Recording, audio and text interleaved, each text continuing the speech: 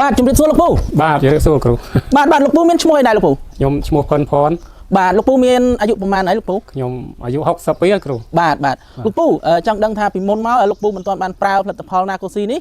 លោកពូមានបញ្ហាសុខភាពអាឡែកស៊ីអីខ្លះដែរលោកពូខ្ញុំវាលមាស់ច្រមុះពីដំបូងមកលមាស់กระดาษលមាស់กระดาษអញ្ចឹងណាគ្រូហើយអត់ដឹងថាវាកើតដុសសាច់ច្រមុះអីអាឡែកស៊ីអញ្ចឹងទេដល់ពេលខ្ញុំទៅថតមើលពេទ្យគេថាដុសចិត្តហើយអូដុសសាច់ច្រមុះចិត្តហើយដុសសាច់ច្រមុះហ្នឹងធ្វើទុកមិនខ្លះដែរលោកពូជួយប្រាប់គ្រូអត់បានដេកទេដកដង្ហើមមករួចយប់ឡើងអង្គុយកុក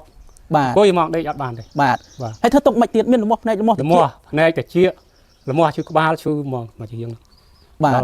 ពេលអញ្ចឹងទៅក៏ខ្ញុំទិញថ្នាំហ្នឹងទៅវាអន់លែងលមាស់แล้วបាត់អស់ហើយអូបាត់អស់ហើយចុះមានធ្វើទុកដូចថាលាកហ្នឹងមានធ្វើទុកឲ្យយើងហូរស្បោមកថ្លាអីហូរសរងមួយជូតរហូតហូរស្រក់មកអីហ្មងមិនបាច់ចាំយើងញើសទេណាបាទគាត់ថាវារៀងលមាស់ឈួលហូរមករូមកបាទព្រោះឲ្យខ្លាបាទហើយដុសសាច់ច្រមុះហ្នឹងមានអាលាកមានកទុះមានអីដែរលោកពូលាកឈាមញើសមកឈាមគ្រូអូញើសមកឈាមហើយនឹងលាយខ្ទុះមកទៀតបាទអញ្ចឹងធ្វើទុកខ្លាំងហើយលោកពូខ្លាំងពើតក្នុងនឹងពើតមកពើតខ្លាំងបាទជុះហូបរបស់ដូចថាគ្រឿងផ្អាប់របស់ត្រជាក់អីបានទេកាលយើងអត់ទាន់ប្រើប៉ះអត់បានទេប៉ះប្រតិកម្មមកចេះតែធ្វើទុកមិនពេលយើងហូបទៅទុកវាធ្វើទុកវាឈឺអាចច្រមុះនឹងពើតហើយកដាស់ហើយតឹងច្រមុះហើមណែនចេះដែរបាទហើមណែនចេះតែម្ដងបាទហើយជួលោកពូប្រើផលិតផលណាកូស៊ីនេះប្រហែលថ្ងៃទៅដឹងពីប្រសិទ្ធភាពបានធូរប្រើយូរគ្រូប្រើមកកំប៉ុងចង់ដាច់ដល់សល់20អស់25គ្រាប់សល់5គ្រាប់វាអត់ធូរគាត់ថាវាដូចតែវាអត់សូវពើតអីចឹងតិចណាតែវាអត់បាន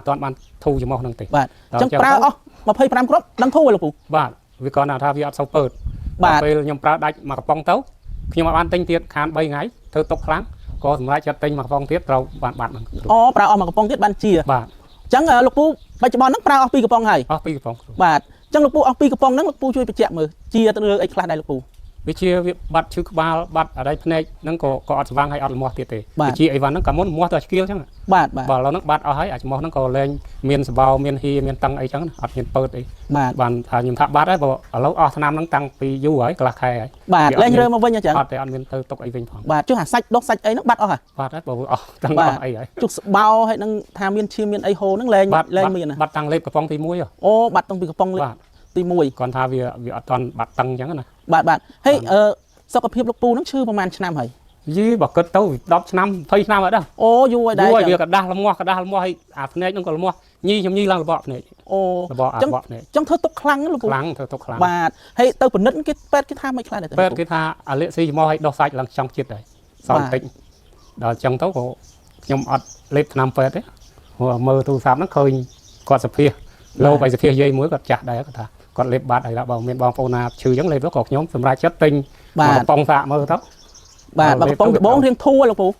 បាទដល់ដាក់កំប៉ុងទី2ជាតែម្ដងទី2ជាឥឡូវជាអស់មកកំប៉ុងទៀតជាអញ្ចឹងលោកពូជួយបញ្ជាក់បន្ថែមបន្តិចមើលថាអស់2កំប៉ុងលោកពូជាទៅលើអីឲ្យហូបទៅហូបរបស់ផ្អាប់របស់តិចអីរើវិញអត់ចឹងបាទហ្នឹងហើយខ្ញុំតាំងពីលេបថ្នាំនឹងអស់2កំប៉ុងមករយៈពេលកន្លះខែខ្ញុំអត់មានរើមកវិញទេហើយវាស្រួលដេកយប់អីអត់មានតឹងច្រមុះអត់មានហៀរបោក្បាលក៏លែងឈឺអញ្ចឹងបាទហ្នឹងហើយរឿងហូបរបស់ផ្អាប់អស់អីហ្នឹងខ្ញុំអត់ទាន់ហ៊ានហូបទេបាទតមសិនឲ្យជាដាច់សិនបាទអញ្ចឹងអរគុណច្រើនលោកពូអញ្ចឹងលោកពូមានពាក្យពេចន៍អីសម្រាប់ផ្ដាំផ្ញើទៅពុកម៉ែបងប្អូនណាដើម្បីឲ្យបានប្រើបានជាដូចលោកពូអញ្ចឹងណាបាទហ្នឹងហើយខ្ញុំចង់ផ្ដាំផ្ញើទៅបងប្អូនណាដែលឈឺអើយលាកស៊ីច្រមុះនឹងដោះសាច់ច្រមុះដូចខ្ញុំនេះសូមឲ្យបងប្អូនប្រើថ្នាំហ្នឹងទៅអើយលេបទៅដឹងតែជាព្រោះខ្ញុំលេបជាហើយ2កំប៉ុងហ្នឹងដាច់ហើយខ្ញុំឈឺយូរហើយខ្ញុំមិនទៅឈឺ9ឆ្នាំទេប្រហែលជា10ឆ្នាំជាងបាទព្រោះវាអាសាកដាស់អាសាលមាស់ហ្នឹងជាស្បោហ្នឹងដែលយើងអត់ចាប់អារម្មណ៍បាទឥឡូវជាអស់ហើយជាអស់ហើយលែងហើយយើងហូបអីក៏លែងធ្វើទុកដែរលោកពូលែងហើយពីមុនហើយលោកគ្រូដែលលក់ថ្នាំហ្នឹងអត់ឲ្យខ្ញុំហូបសាច់គោសាច់អីទេបាទខ្លាចប្រតិកម្មតែថ្ងៃមុនខ្ញុំហូបអត់អីដែរអូលែងអីហូបទៅលែងអីអត់មានធ្វើទុកអីទេបាទអញ្ចឹងអរគុណច្រើនលោកពូសម្រាប់ការចែករំលែកណាលោកពូអរគុណច្រើនគ្រូ